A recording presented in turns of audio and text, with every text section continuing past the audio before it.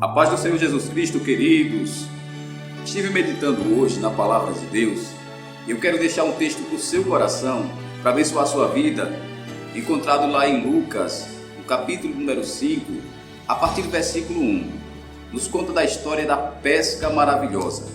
O texto inicia dizendo que, estando Jesus ali às margens do mar da Galileia ou do lago de Genezaré ou de Tiberíades, ele estava cercado por uma grande multidão.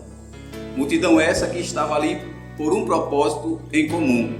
Queriam ouvir as palavras de Deus através do Mestre. E o texto sagrado diz que essa multidão começou a apertar o Mestre, começou a comprimir o Mestre. E o Mestre, para ter certa liberdade, o texto diz que ele começou a se retirar do povo e ir em direção à praia. E quando ele vai em direção à praia, ele consegue enxergar ali dois barcos. E esses dois barcos estavam com pescadores que haviam retornado de uma pesca frustrada. Um dos barcos era o barco de Simão, Pedro. Jesus vai pegar esse barco de Simão e vai pedir emprestado e vai pedir que Pedro o afaste da margem ali da praia e coloque esse barco de volta na água, porque Jesus quer ensinar a multidão através do barco de Pedro. E eu achei algo lindo, algo interessante nessa mensagem, porque é justamente esse barco de Pedro que é um barco de frustração, que é um barco de tentativas frustradas. É um barco que durante toda a noite esteve em mar alto e não conseguiu pegar absolutamente nada. É um barco que está encostado por um único motivo: a pesca acabou e não pegaram absolutamente nada. Mas Jesus vai pegar esse barco de frustração, esse barco de tristeza, esse barco aparentemente de fracasso, e o texto é bem claro, para ensinar a multidão. Assim é a nossa vida. Jesus muitas das vezes pega esse barco de fracasso, de frustração, de tristeza, que a nossa vida muitas das vezes se tornou, e Jesus quer através dele ensinar as multidões, ensinar a alguém.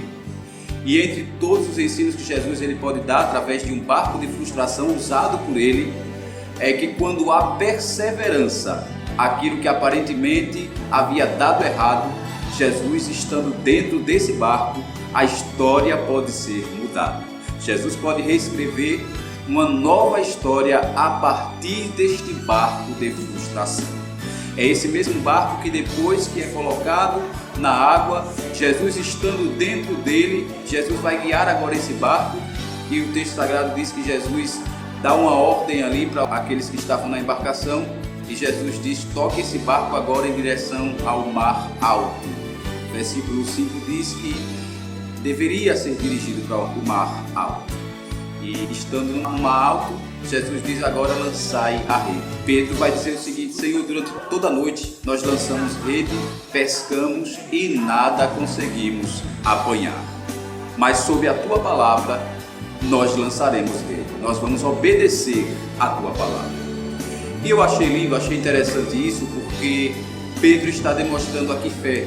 Uma das coisas que Jesus queria ensinar é justamente isso, que o princípio de mudança na nossa vida, nesse barco de frustração, para que a vitória chegue, para que a pesca maravilhosa aconteça, é fé.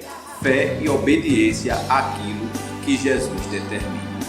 E a história se segue dizendo que eles lançam a rede e apanham uma tão grande quantidade de peixe que as redes quase que se rompiam.